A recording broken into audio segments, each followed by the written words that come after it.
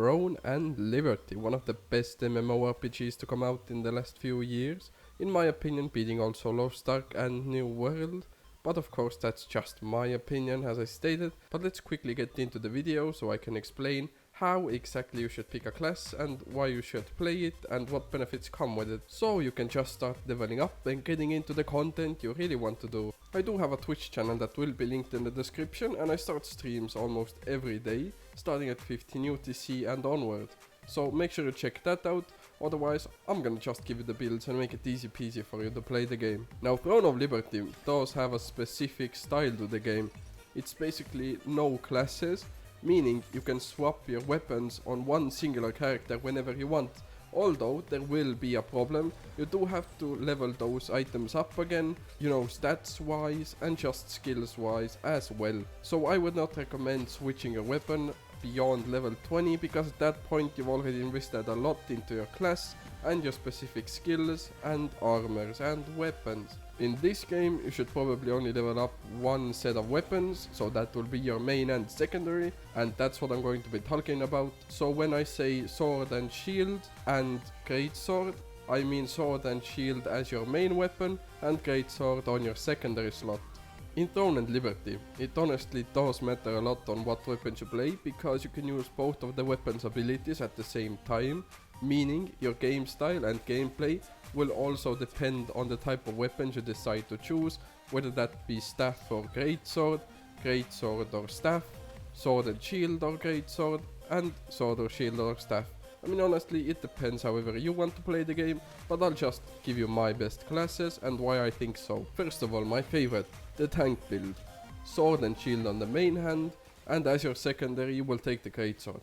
Now, why this is so strong, and I think it also is a little bit underrated, is because using the tank abilities you can also tank in dungeons, meaning you can take aggro, you can block abilities, block attacks, get more resistances, help your team a bit, and also be strong while doing so with the greatsword on your offhand, making it honestly one of the best classes in the game in my opinion. Just imagine using your shield abilities to pull enemies towards you, then stunning them, and afterwards using your greatsword to one-tap them or just abuse them with it, because the greatsword does do a lot of damage, although the abilities aren't that fast. So having the sword and shield on stun or pulls will also help you get the enemies in, just to get that good one shot or two shot or whatever you want to do. This build is a definite test here for PvE and also PvP. Although this class does have a negative side to it, because the tank is usually the most annoying person you know, and they barely got showed any love by their parents while they were growing up. The second build is going to be a crossbow and dagger build. This is used by assassin players. This build has the capability to one-shot a lot of people if you play it correctly, but also you do need good game sense, and you need to know the game and most of its abilities to know how to actually assassinate enemies' backlines. Otherwise it's just decent DPS and fast leveling, since you kill the mobs really quickly. Although this class does have a HP problem, as do all of the other DPSs, but I think it's fine since you do that much DPS, and I honestly don't see a problem with it. Now, this class does have the highest APM in the game, meaning most actions per minute. You need to know what all of your abilities do and how to play off of them. If you know that, you're basically unstoppable, and you're gonna have a good time in this game, just abusing everyone, beating them to a pulp. Honestly, I recommend playing this class if you like tilting people off and just being annoying to the whole enemy team, jumping into the backline, wiping a person, jumping back out, and so and so. This DPS usually isn't for the casual players, but if you want to try it out, I'd recommend it. Otherwise, let's just go on to the other builds. The better class for casual players is going to be the longbow and the staff, meaning longbow on your main hand and staff on your secondary, because this class does offer a lot of DPS, meaning AoE as well. This is not like the assassin one, because assassins usually have more one singular target abilities and they're usually harder to do, but with the longbow and with the staff you should be able to kill all your enemies, not that quickly as the assassin does, but you will still give out decent DPS and you will have a higher area of impact.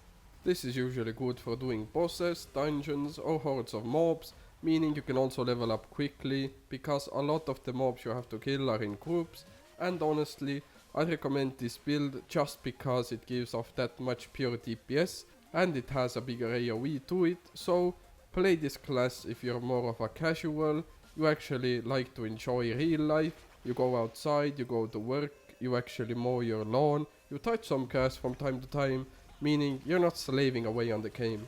Now, as for a healer build, I would recommend going with a wand, and on the offhand, as your secondary, you should have a longbow. Now, this usually in an MMORPG wouldn't make sense, having one healer weapon and then a DPS weapon, but in Throne and Liberty, you can actually hit crits on your wand or like on your heals, meaning you can also level up crit and it will help you with the DPS on your longbow, and it will also help you with your heals, meaning while healing you can also help the team boost a little bit of extra DPS, let's say for fights in CVC or small scale, or you can also do it in a dungeon or against a boss. It's just good extra damage, and I think a lot of people would enjoy this rather than just being on a defensive healer build. Honestly, this build would be good for a hardcore player, semi-hardcore player and a casual player, because I feel like this healer build is just everything in one. You will enjoy it no matter how you play it or how good you are at the game. It's not that difficult to play and it's quite enjoyable, so I definitely recommend it. If you're playing this class, you might be considered a normal person in society, you go to work, you play the game, you're basically like a normal person. Why I'm saying basically is you're still playing in an MMORPG, meaning you probably don't like to touch grass, but you still do it out of the principle of doing so. A lot of solo players like to use the staff and wand build. This is honestly one of the best solo builds in the game, I think, in my opinion.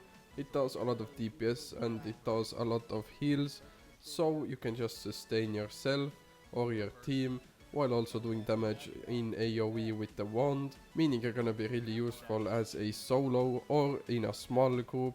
Honestly, I think this is one of the best classes in the game, because you don't need a lot of skill to play it, and you can just mess around with it, try it out, and just play with it, you know. It's not that difficult, you're not gonna have to sell your soul to learn this class, and you can still enjoy the game while offering good heals and good DPS to your team, making you honestly one of the most valuable teammates in the game.